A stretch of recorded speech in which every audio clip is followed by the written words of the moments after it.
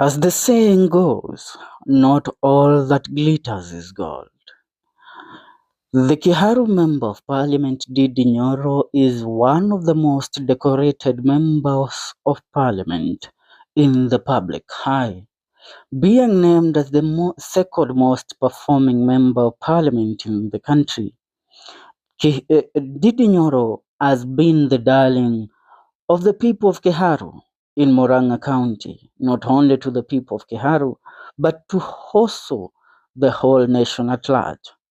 As he chaired the budget committee, Ndidi Nyoro became the talk of the town, a man that everybody sang his praises. But as I have said, not all that glitters is gold. Remembering that Ndidi Nyoro recently accused the government of Kenya of lying to the public by accumulating or borrowing a debt of 7.3 trillion in the last 2.5 years. And when you look at it, it is true. But according to the current receipts and details that we are receiving, is that Ndidi Nyoro has also been implicated in the disappearance of millions and millions of shillings in his constituency. In the spirit of civic education, I bring to you an analysis and findings of the CDF for Kiharu constituency in Murang'a County. It's from the year 2018 to the year 2022. The MP for Kiharu is none other than Ndidi Nyoro. As one Boni Mwangi says,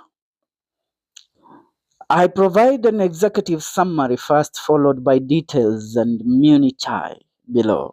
Finally, I provide you with tables summarizing the findings as I categorize there.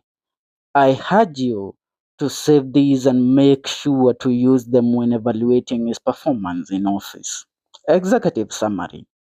After analyzing 4 years of audit reports, it has been categorized the financial irregularities into 3 groups or buckets. 1. Missing or potentially stolen funds, funds that are completely unaccounted for, misappropriated, or diverted for unauthorized purposes. The analysis concludes that this amount is around Kenya shillings 96.8 million for the 4 years that he was in office for his first term as the Member of Parliament of Kiaru. Number 2, wasted funds. Project with poor workmanship, abandoned constructions, unnecessary expenditures, or funds used inefficiently. The amount is that 134 million Kenyan shillings. On number 3, unaccounted funds. Payments or expenditures that lack supporting documents, raising concerns over their legitimacy. As I go forward, it is said that an amount of 82 million Kenyan shillings is what was not accounted for. Now, the grand total of financial irregularities for the 4 years that he was in office is equal to 313,121,786,000. Details. Financial year 2021 to 2022. Key audit issues. Poorly done and problematic projects. Total projects verified 30. Projects with issues 19. Total value faulty projects 16,850,000. Issues, poor workmanship, missing works, and other issues. Incomplete projects implementation. Planned projects 92 of them. Delayed projects 24 projects, and the projects costed 67,702,000. Not started 2 projects which amounted to 20 million Kenyan shillings. The total delayed amount was 87,702,706. That is 87.7 million estimating. Overstaffing violation allowed employees 5, actual employees 6, excessive salary 3.6 million, violation of the national government CDF board circular 2013.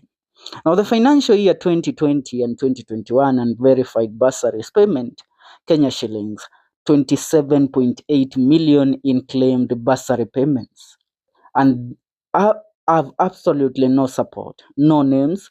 I mean, in totality, an amount of 27.8 million disappeared, and the money was meant for bursaries, but the money was not accounted for. Kenya shillings 21.2 million in claimed transfers to institutions cannot be verified by those institutions. The CDF claims to have sent 21.2 to certain institutions, but those institutions cannot confirm receiving the funds. Projects delays and poor workmanship. The delayed projects, 4 projects, 12 million. Project with issues, 16 projects, which is equal to 13.2 million. Issues, incomplete work, and some that are complete are not being used by anyone. Misuse of emergency funds, total allocated 8.1 million, funds misused 2.8 million. Violation, funds were used for non-emergency projects. Financial year 2019 to 2020. Unconfirmed environmental project expenditure, the total amount was 2.1 million. CDF claims to have purchased and distributed seedlings, but have absolutely no documentation to provide to prove distribution of tree seedlings.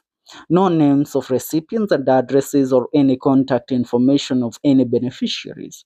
Unverified PMC bank balances.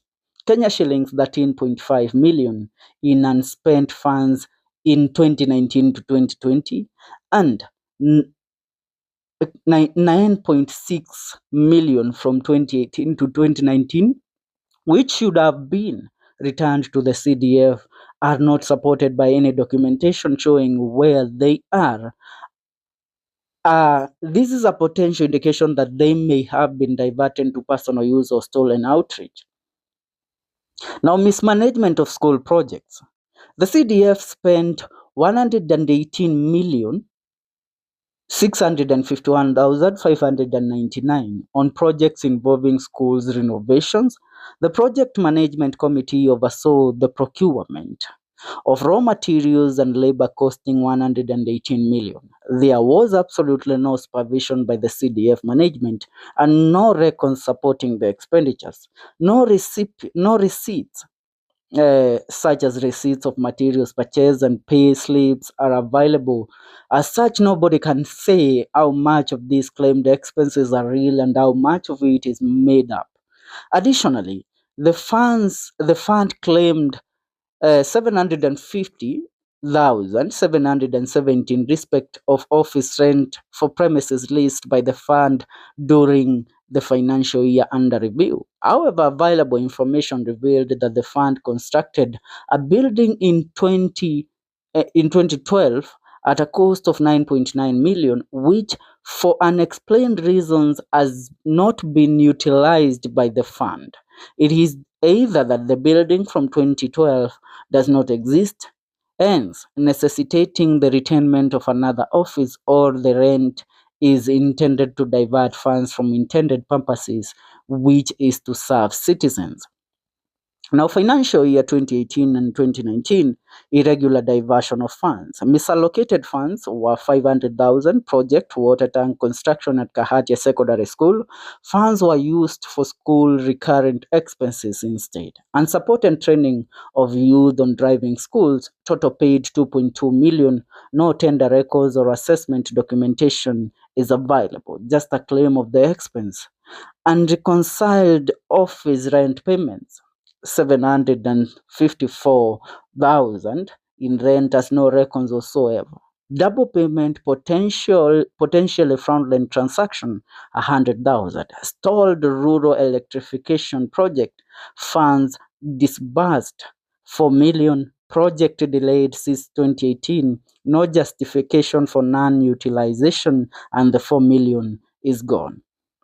Now, According to this analysis done by one Boni Mwangi, it states that Ndidi Nyoro, though has been one of the most celebrated members of parliament in the country, through his first term as the member of parliament of Keharu during the Uhuru Kenyatta regime, an amount of 313 million disappeared under his constituency.